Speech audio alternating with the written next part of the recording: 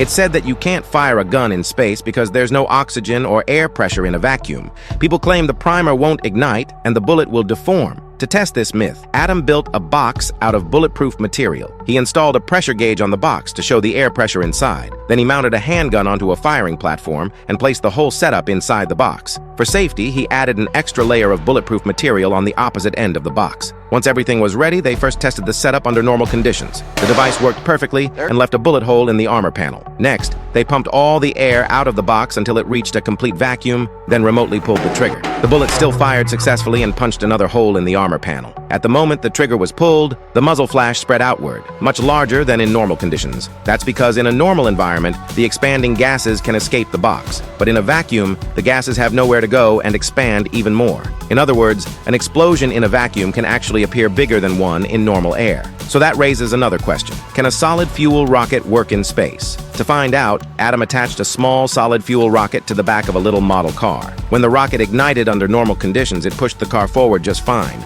Then they repeated the test in a vacuum, and the results were exactly the same as before, so the myth is officially busted.